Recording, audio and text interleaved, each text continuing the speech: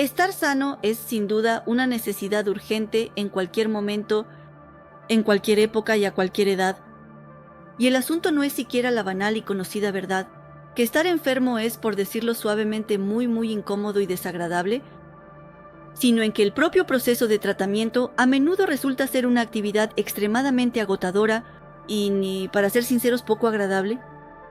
Esto no solo se refiere a procedimientos dolorosos y a veces humillantes, sino también a los gastos financieros que a menudo son bastante significativos, que afectan el bolsillo y a veces pueden convertirse en una verdadera tragedia para el presupuesto familiar.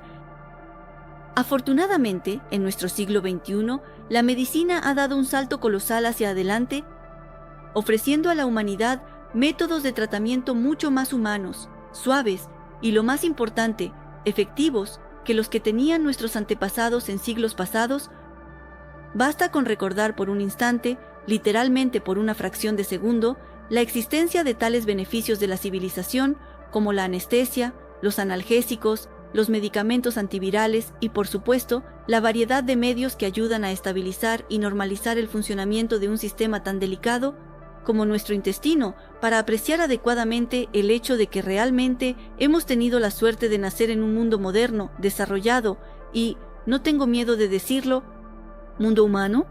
Porque en la conciencia pública y en la memoria histórica, el antípoda de las comodidades modernas y de todo lo más progresista se considera la sombría Edad Media.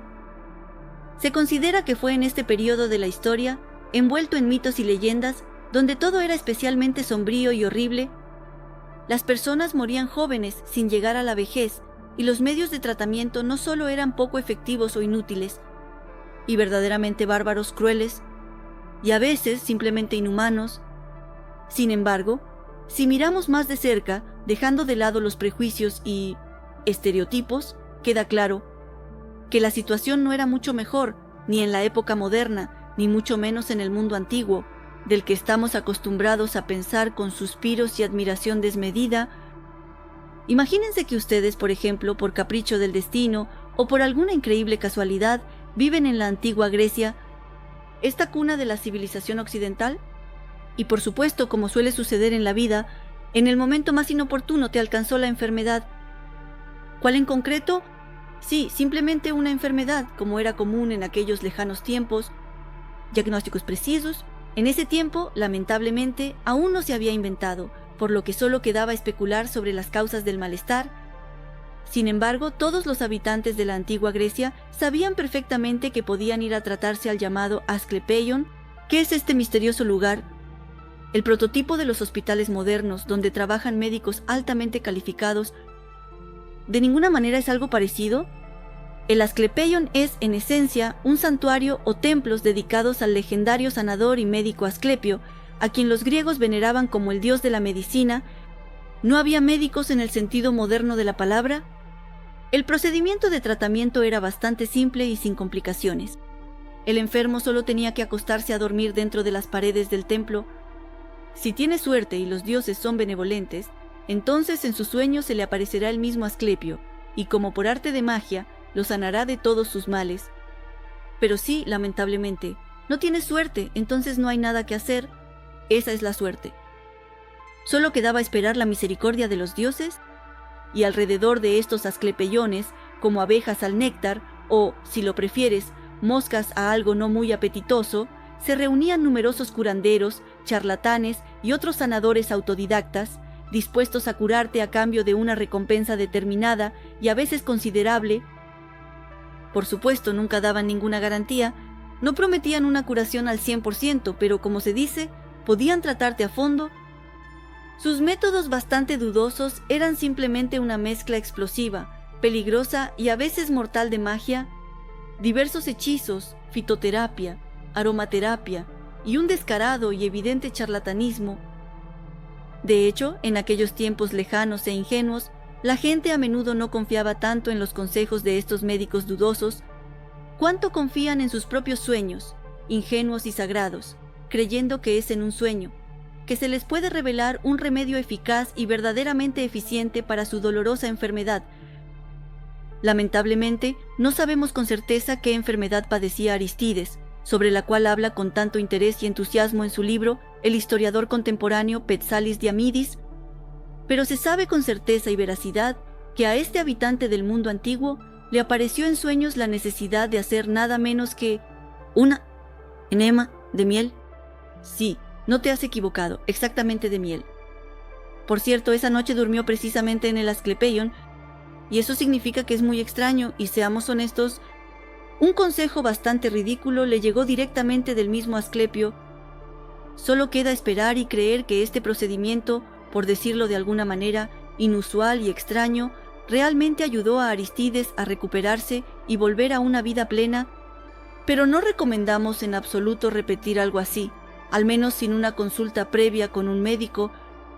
Otro método de tratamiento bastante peculiar y francamente bastante aterrador era entregar a la persona enferma para que la lamieran los animales. Se valoraba especialmente si un perro lamía a la persona enferma, debilitada por la enfermedad, así como a las serpientes, que como se sabe no se caracterizan por su ternura y cariño, porque no es casualidad que la serpiente que se enrosca en el bastón sea el símbolo del mismo Asclepio. Y ahora trasladémonos por un momento al antiguo Egipto, y te imaginas que vives en este majestuoso y misterioso país y te atormenta un dolor de cabeza insoportable y agotador. ¿Qué hacer en ese caso? A continuación se ofrecen algunos consejos probados y comprobados que existen desde hace siglos. Simplemente tomen y aten un cocodrilo de barro a su sufrida cabeza. Sí, eso es todo.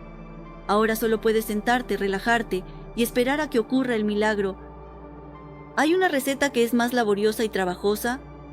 Hay que tomar el cráneo de un pez gato, que para quienes no lo sepan, es el bagre más común, y lo desmenuzamos, lo freímos en aceite y lo untamos con este sencillamente infernal, para ser sinceros, con una mezcla apestosa. En tu sufrida cabeza, a los egipcios en general, hay que reconocerles, abordaban el tratamiento de una manera bastante poco convencional, pero desde su punto de vista era muy razonable y lógico.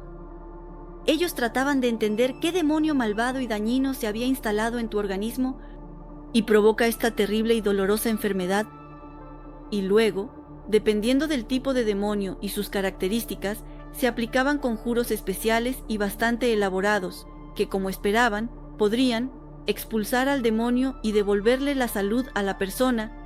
Es decir, ya en aquellos tiempos lejanos se podía observar claramente y, lo que es importante, de manera justificada desde su punto de vista, una relación de causa y efecto, la comprensión de que no todas las enfermedades son iguales y que para cada enfermedad se necesitan sus propios medios específicos que puedan lidiar con esta enfermedad en particular. Los arqueólogos, al llevar a cabo sus meticulosas excavaciones, a menudo encuentran instrumentos quirúrgicos del mundo antiguo y también algunos prótesis que debían reemplazar las extremidades perdidas en batallas o como resultado de accidentes, pero, lamentablemente, no tenemos ninguna estadística confiable que nos pueda dar al menos una idea aproximada de cuántas personas pudieron sobrevivir a estas manipulaciones extremadamente dolorosas, realizadas en personas vivas, con plena conciencia y con un uso mínimo de analgésicos. En la antigua Roma, a diferencia de la antigua Grecia y Egipto, la situación con la medicina comenzó a cambiar para mejor y de manera bastante notable. Ahí ya comenzaba a formarse una comprensión científica y verdaderamente racional de los procesos que ocurren en el organismo humano. En el organismo apareció la especialización estrecha de los médicos, así como la regulación estatal de ciertos elementos del tratamiento de la población. En las ciudades ya se había comprendido una verdad simple y al mismo tiempo importante: ¿qué hacer con los muertos?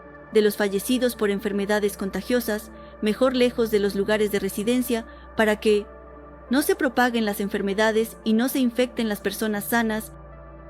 Fue entonces cuando apareció el concepto de estilo de vida saludable. Se reconoció la importancia y el papel determinante del aire limpio y fresco para la salud de todo el organismo. Es por eso que en Roma las casas y villas de los ricos y acomodados se construían en las colinas, donde el aire era más limpio, y los pobres, lamentablemente, se veían obligados a apiñarse en las zonas bajas, donde el aire era viciado, sucio e inapropiado para una vida normal.